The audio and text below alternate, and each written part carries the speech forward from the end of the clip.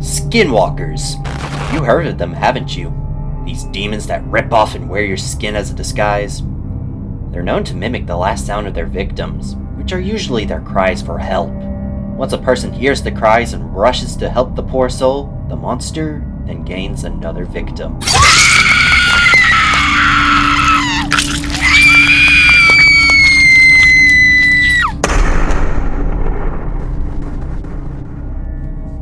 Now, what if I told you that this is not a skinwalker? That's a fleshgate. A totally different monster. Skinwalkers are more like edgy doctors. Let me explain. Hello everybody! I'm Aaron Tomlinson, author and host of the True Legends of Monsters and an expert on everything cryptid and monster related. Let's get started. Alright, Skinwalkers. Arguably the most feared of all from the Navajo and surrounding communities. With its unnatural evil abilities, it's well deserving of the title, the most feared monster of them all. Well, there's your first wrong interpretation. Skinwalkers are no different from you and me, meaning they are just as human as you are. A skinwalker is some unnatural evil creature or being? No. It's actually just a person. A very powerful and dangerous person? Oh yes, most definitely. But a person like you nonetheless. In the DNA cultures, there are these respected individuals who train and practice in many different and strictly specific methods that are extremely complex. They learn and practice these complex and specific steps in order to help heal, fix, and in any other way help their wounded, sick, and dying. These people are known as Hatithli.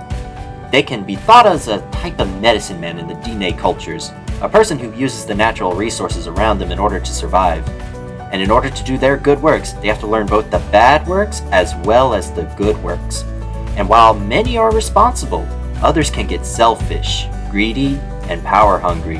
And after doing a horrible act in a specific manner, they become skinwalkers.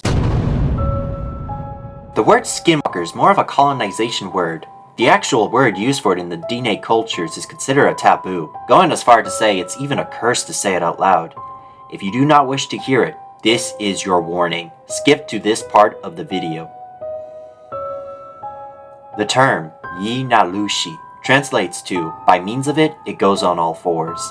I apologize if I offended anybody by speaking this word out loud.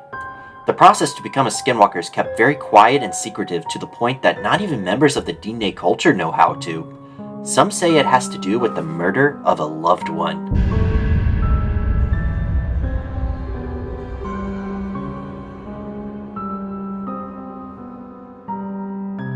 This goes to show how much of an antithesis the skinwalker is to the DNA's cultures, values, and beliefs. The skinwalker is greedy, evil, selfish, harmful, and mischievous. Some of its many abilities include possession of an animal or people, perversion of ceremonies, perversions of good works done by Hatithlis, and disguising oneself by wearing the skin of an animal. Arguably, it's the latter that is the most known and unique trait of skinwalkers. This is yet another example of skinwalkers being an antithesis to the DNA cultures. By selfishly murdering an innocent animal, the skinwalker can then wear its hide to disguise his or herself in order to sneak around and do their evil works. Anyways, there's many stories of skinwalkers in the Navajo and surrounding DNA cultures that are either life or death, skinwalker versus person, or DNA victories, telling how the skinwalker flees away from the site of a hogan, a Navajo home. Looks cozy. Basically, the skinwalker is much more complicated than just monster that shapeshifts, because it's not even that to begin with. Yeah, skinwalkers are a pretty complex dude, but wouldn't you know it, they get even more complicated. Because I'm technically not even supposed to be talking about the skinwalker to begin with. Let me explain. Again. We as native people are now open to a barrage of questions about these beliefs and traditions, but these are not things that need or should be discussed by outsiders, at all.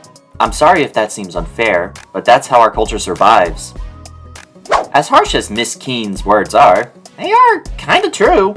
The Skinwalker, like many other attributes within the native community, has been absolutely barraged and perverted by outside non-native influence into what it's not supposed to mean at all, losing its meaning and symbolism entirely. I'm looking at you, Skinwalker Ranch 2013. And once again, I do apologize if I, a non-native, offended anyone within the native community by openly speaking upon this. As it has always been, you are the ones who know way more than I could ever wish to. So, feel free to correct me, criticize, or hold me accountable in the comments or your own videos. As you can see, the Skinwalker is once again a victim of cultural appropriation, a very common problem within the native community. Similar to another monster, the Wendigo. What was once a symbolism and a reminder to not be selfish or face the utter consequences, became a savage deer antler monster. Something that it's not. Another great example of this is J.K. Rowling, author of the Harry Potter series interpretation. In my wizarding world, there were no skinwalkers. And yet, dragons, elves, goblins, Mike Tyson has a tree, and can exist just fine. With the legend created by those without magical blood to demonize wizards. Yikes. Obviously, it goes without saying, changing or perverting another person's culture is bad. But guess what it be do? It be do getting worse, because that's what it be doing. Throughout the internet, the Skinwalker has absolutely exploded in popularity, and admittedly, it's a pretty neat piece of culture. But because of this popularity, the Skinwalker went to a reminder and an antithesis to the DNA culture to some cryptid that walks around wearing people's skin, entirely losing its original meaning. As a result, the beautiful DNA people are slow and hesitant to share their beautiful and amazing culture out of fear it will be perverted from its original meaning. And I mean, can you blame them? It's not like that is happening right now almost every single day. But I guess there's one thing the Skinwalker will always be, no matter if appropriated or not, an antithesis to the native indigenous people.